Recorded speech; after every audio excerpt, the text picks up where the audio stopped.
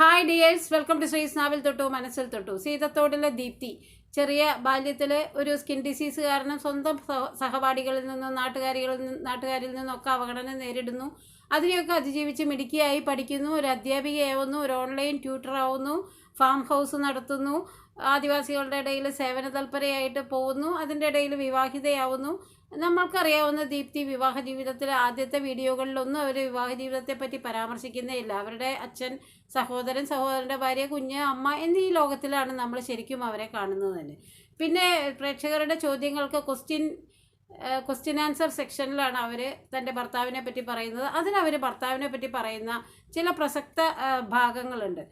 അതിൽ ഒന്നാമതായിട്ട് അയാളുടെ പൈസ കൊണ്ട് അയാൾ അന്ന് വരെ അധ്വാനിച്ച പൈസയാണ് ഫാം ഹൗസിനായിട്ട് ഉപയോഗിച്ചത് എന്ന് അവർ പറയുന്നുണ്ട്. രണ്ടാമതായിട്ട് അവർ പറയുന്നു, അവരുടെ ഹസ്ബൻഡുമായിട്ടുള്ള ബന്ധം ഒരു 8-10 വർഷത്തോളം അയാളെ അറിഞ്ഞിട്ടാണ് അവർ വിവാഹം കഴിച്ചത്. അതായത് അയാളെ ഈ 8 വർഷത്തോളം അധ്യാപനത്തിൻ്റെ ഇടയിലും 2 വർഷത്തോളം അതിനു മുമ്പുമൊക്കെ അയാളുമായിട്ട് വളരെ അടുപ്പത്തിലായതിനു ശേഷമാണ് അവർ വിവാഹം കഴിക്കുന്നത്. ഇനി ആ ഒരു വീഡിയോ ഒന്ന് കണ്ടു നോക്കാം. എന്ന് പറഞ്ഞാൽ ഏട്ടൻ്റെ സമ്പാദ്യം എല്ലാം കൂടെ ചേർത്തിട്ടാണ് ഇവിടെ ഫാമും കാര്യങ്ങളും ഒക്കെ ആവുന്നതും എല്ലാമായിട്ട്. പിന്നെ എന്നോട് പ്രധാനമായിട്ടും വരുന്നൊരു ചോദ്യം എന്താണെന്ന് വെച്ചാൽ, ഞാൻ എന്തുകൊണ്ട് എൻ്റെ വീട്ടിൽ നിൽക്കുന്നു, ഏട്ടൻ്റെ കൂടെ എന്തുകൊണ്ട് നിൽക്കുന്നത്, എന്തുകൊണ്ടാണ് ഈ രണ്ടിടത്ത് നിൽക്കുന്നത്? ഇതാണ് എല്ലാവർക്കും അറിയേണ്ടത്. സ്നേഹം കൊണ്ട് ചോദിക്കുന്ന വളരെ കുറച്ച് പേരേ ഉള്ളൂ. ബാക്കിയുള്ളവരെന്ന കെട്ടമാട്ടെ ഒരു കുട്ടം നോർത്തിട്ട് ചോദിക്കുന്നതാണ്. അതിൻ്റെ കാരണം ഞാൻ കഴിഞ്ഞ 1 വർഷം അല്ലെങ്കിൽ 1 വർഷം 2 മാസം അത്രയും നാളായിട്ടേ ഉള്ളൂ ഞങ്ങൾ രണ്ടിടത്തിരിക്കുന്നത്. അതായത് ഒരു 8-10 വർഷം ഒരു ഒരു കല്യാണത്തെ പറ്റി ചിന്തിച്ച് തുടങ്ങിയിട്ട് ഒരു 8 വർഷവും അതിന് മുന്നേ ഉള്ള ഒരു 2 വർഷവും എനിക്ക് ഏട്ടനെ അറിയാം. അപ്പോൾ 10 വർഷം ടോട്ടൽ എടുത്തെന്ന് പറഞ്ഞാലും ഈ 10 വർഷത്തിൽ ആ 10ൽ ആദ്യത്തെ 2 വർഷം കിട്ടും. ഈ 8 വർഷത്തിൽ ഞങ്ങൾ വീഡിയോയിലൂടെ ദീപ്തി പറഞ്ഞു വെക്കുന്ന കാര്യം, വളരെ ഡീപ്പായിട്ടുള്ള ഒരു റിലേഷനായിരുന്നു ദീപ്തിക്ക് ഹസ്ബൻഡുമായിട്ടുണ്ടായിരുന്നത്. അതുമാത്രമല്ല, അദ്ദേഹത്തിൻ്റെ സമ്പാദ്യം ദീപ്തിയുടെ ഫാം ഹൗസിൽ അദ്ദേഹം മുടക്കുകയും ചെയ്തിട്ടുണ്ട്. ഇനി തുടർന്ന് അവർ ആ ക്വസ്റ്റ്യൻ ആൻസർ സെക്ഷനിൽ കുറച്ച് കാര്യങ്ങളും കൂടി വെളിപ്പെടുത്തുന്നത്, അവരുടെ ഹസ്ബൻഡിന് മാനസികമായിട്ടും ശാരീരികമായിട്ടും ചില രോഗാവസ്ഥകളുണ്ട്. അതിന്ന് റിക്കവർ ചെയ്യാനായിട്ട് നല്ല ട്രീറ്റ്മെൻറ്റ് കൊടുക്കാനായിട്ട് എനിക്ക് സാധിച്ചു. അദ്ദേഹത്തിൻ്റെ അമ്മയുടെ കൂടെ ആ ട്രീറ്റ്മെൻറ്റിലാണ്. അത് കഴിഞ്ഞ് അദ്ദേഹം ഉടനെ വീഡിയോയിൽ വരും.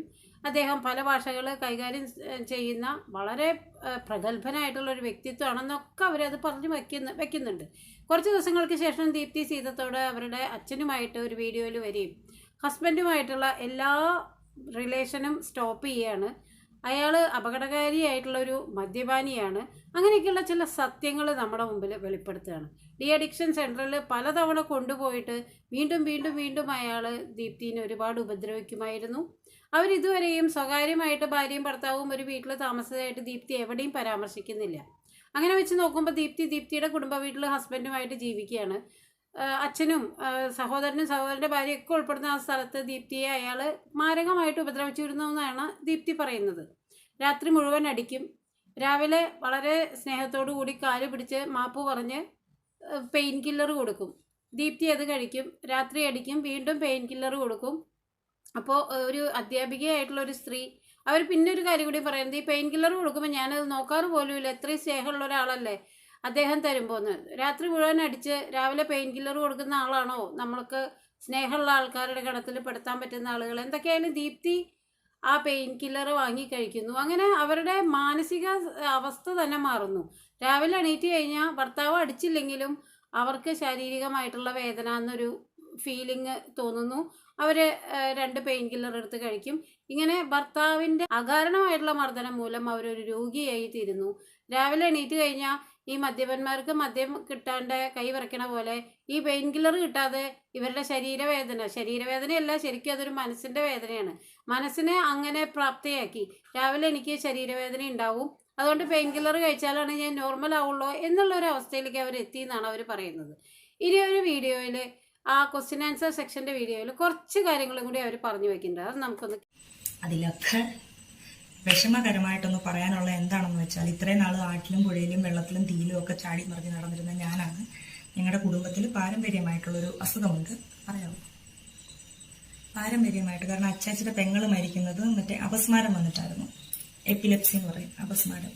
അപ്പോൾ എൻ്റെ ഈ അതെന്താ പറയുന്നത്, കഴിഞ്ഞ ദിവസം ഞാനും കുഞ്ഞും കൂടെ ഇവിടെ കളിച്ചുകൊണ്ടിരിക്കുമായിരുന്നു. നിന്ന് നിപ്പിൽ താഴെ വീണു, വായിന്ന് പറയാൻ പറയാം, അങ്ങനെ കാര്യങ്ങളൊക്കെ വന്നു. EG പോയി എടുത്തു നോക്കിയപ്പം മോനെന്താ, അതായത് എനിക്ക് 6 ആണ് വന്നത്. എപ്പിലെപ്സിയുടെ ഒരു സ്റ്റാർട്ടിംഗ് ആണ്.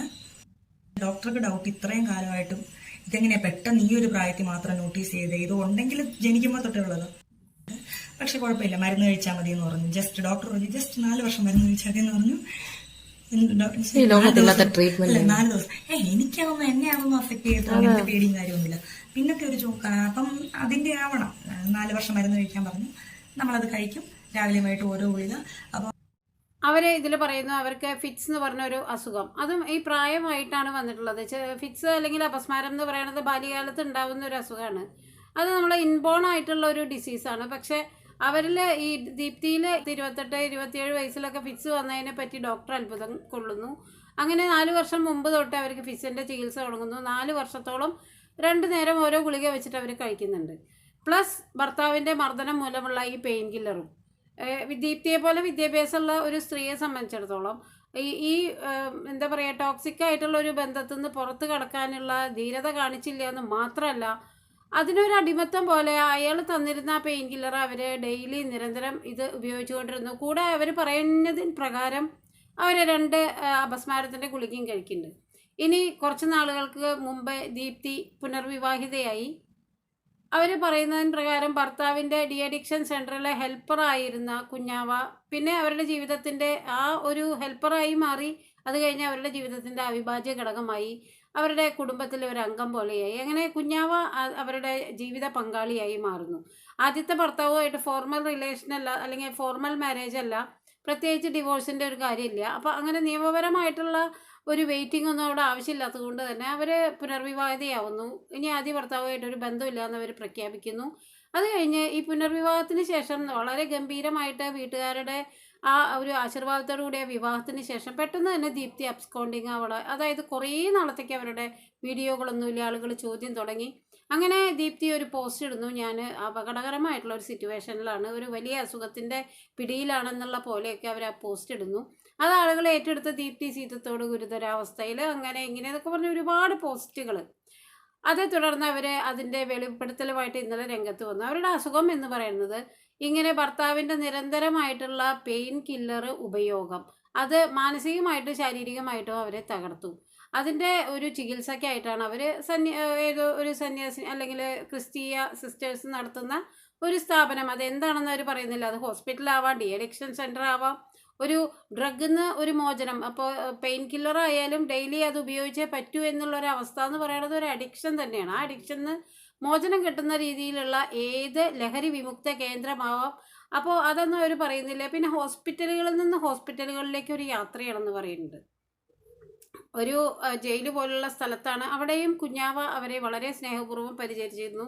അത് അതിൻ്റെ കാര്യങ്ങളൊക്കെ വെളിപ്പെടുത്തുന്നുണ്ട്. പിന്നെ ഇതിൽ പ്രധാനമായിട്ട് അവർ പറയുന്നതിൻ്റെ റീസൺ, എൻ്റെ ഭർത്താവിൻ്റെ മർദ്ദനമുറകൾ അധികമായപ്പോഴാണ് അവർക്ക് ഈ പെയിൻ കില്ലർ ഉപയോഗിക്കേണ്ടി വരുന്നത്. അപ്പോൾ ഒരു വിധത്തിൽ അവർ ഭർത്താവിൻ്റെ എക്സ് ഹസ്ബൻഡിൻ്റെ നേരെ തന്നെയാണ് തൻ്റെ ഈ രോഗാവസ്ഥയ്ക്കും കാരണമായിട്ട് അവർ വിരൽ ചൂണ്ടുന്നത്. ഈ സീതത്തോട് എന്ന് പറഞ്ഞ ഒരു ഭാര്യയെ നമുക്കൊന്ന് വിശകലനം ചെയ്യുമ്പോൾ, ആദ്യത്തെ ഭർത്താവ് നിരന്തരം മദ്യപാനിയും അടിക്കുന്നവനും മർദ്ദിക്കുന്നവനുമായിട്ടുള്ള ഒരാളെ 10 വർഷം മുമ്പേ വിവാഹത്തിന് മുമ്പ് തന്നെ വളരെ പരിചയപ്പെട്ട് വിവാഹം കഴിച്ച ഒരാളേനെ ഇത്രമാത്രം ലോങ് ആയിട്ട് തൻ്റെ ജീവിതത്തിലേക്ക് അല്ലെങ്കിൽ ജീവിതത്തിൽ നിന്ന് അടർത്തി മാറ്റാതെ കൊണ്ടു നടന്നതിൻ്റെ രഹസ്യം എന്തായിരിക്കും? അത് പ്രധാനമായിട്ട് ഒരു മെൻ്റൽ അഗണി, അതായത് അയാളുടെ സമ്പാദ്യം മുഴുവൻ തൻ്റെ ഫാമിനായിട്ട് തന്നിട്ടുണ്ട്. മാത്രമല്ല 10 വർഷത്തോളം ഒരു വലിയ വിഗ്രഹം പോലെ കൊണ്ടു നടന്ന ഒരാൾ, അയാൾ ഭർത്താവായി കിട്ടിയപ്പോൾ അയാളിലുണ്ടായ ആ വൈകൃതങ്ങൾ, മദ്യപാനം, അടി, ഇടി, ഇതൊക്കെ സഹിച്ചിട്ടും തൻ്റെ മാതാപിതാക്കളുടെ മനസ്സ് തകരാതിരിക്കാനോ എന്തിനോ അവരാ വൈവാഹിക ജീവിതം ഇങ്ങനെ തുടർന്നുകൊണ്ടിരുന്നു. അതിൽ നിന്ന് പുറത്തു വരാനായിട്ട് അവർക്ക് ധൈര്യം കിട്ടിയത് വളരെ വൈകിട്ടാണെന്ന് അവർ പറയുന്നുണ്ട്. എന്തൊക്കെയായാലും ഇത്രയും ഭംഗിയായിട്ട് ഭർത്താവിനെ അവതരിപ്പിക്കുകയും അവരുടെ അച്ഛൻ തന്നെ പറയുന്നുണ്ട്, ഭർത്താവ് അതായത് അവരുടെ എക്സ് ഹസ്ബൻഡ് അവിടുത്തെ ഏറ്റവും ചെറിയ കുട്ടി കഴിഞ്ഞാൽ അയാളുടെ ഏറ്റവും സ്നേഹമുള്ള മരുമകനായിരുന്നു. അപ്പോൾ ആ വ്യക്തിത്വത്തിൽ എന്തെങ്കിലുമൊക്കെ തുടക്കത്തിൽ അവർക്ക് ആകർഷണീയമായി തോന്നി. പിന്നെ വേറൊരു വ്യക്തിയെ കണ്ടപ്പോൾ തീർച്ചയായിട്ടും രണ്ടും കമ്പയർ ചെയ്യുമ്പോൾ താൻ ജീവിക്കുന്നത് ഒരു ജീവിതമേ അല്ല എന്നവർ തിരിച്ചറിഞ്ഞു കാണണം. ഒരു സ്ഥിരം മദ്യപാനിയും അടിയും ഇടിയും ഒക്കെ തരുന്ന ഒരു ഭർത്താവ് പിറ്റേ ദിവസം കാല് പിടിക്കുന്നു, പെയിൻ കില്ലർ കൊടുക്കുന്നു. ഇങ്ങനെ ഒരു റിതമെറ്റിക് ആയിട്ടുള്ള ഒരു താളത്തിൽ അവർ അറിയാതെ പെട്ടുപോകുന്നു, അവരൊരു രോഗത്തിന് അടിമയാവുന്നു. ഇതൊക്കെ മനസ്സുകൊണ്ട് അറിഞ്ഞ് ഇതിൽ നിന്നെല്ലാം വ്യത്യസ്തനായിട്ടുള്ള ഒരാളെ, വളരെ കെയറിങ് ആയി ലവിങ് ആയി ലാളനയോടുകൂടി അവരെ കൊണ്ടു നടക്കുന്ന ആളെ കണ്ടപ്പോൾ സ്വാഭാവികമായിട്ടും അവർ വൈകാതെ തന്നെ കുഞ്ഞാവയായിട്ടുള്ള ഒരു വിവാഹ ജീവിതത്തിലേക്ക് കടക്കാൻ ധൈര്യം കാണിച്ചത് തന്നെ വളരെ വലിയ കാര്യം. എങ്കിൽ പോലും ഒരു മാതൃകയാവേണ്ട ഒരു അധ്യാപിക, അതായത് ഇത്രയും വിദ്യാഭ്യാസമുള്ള ഒരു പെൺകുട്ടി ഈ ടോക്സിക് ആയിട്ടുള്ള റിലേഷന് സധൈര്യം മുന്നോട്ട് വരാനായിട്ട് ഇത്രയും വർഷം പിടിച്ചത് എന്തിനാണെന്നാണ് നമ്മൾ ചിന്തിക്കുന്നത്. ഒരാളുടെ വേർഷൻ വെച്ച് നോക്കുമ്പോൾ ഇതൊരു സ്ത്രീയോട് ചെയ്യുന്ന നീചമായിട്ടുള്ള കാര്യം തന്നെയാണ്. അതിൽ അവർ പ്രതികരിച്ച രീതി നന്നായിട്ട് ചെയ്തുവെങ്കിലും പക്ഷെ പ്രതികരിക്കാനുള്ള സമയം വളരെ വൈകിപ്പോയി എന്നുള്ളതാണ്. എല്ലാവർക്കും നന്മ വരട്ടെ. നന്ദി, നമസ്കാരം.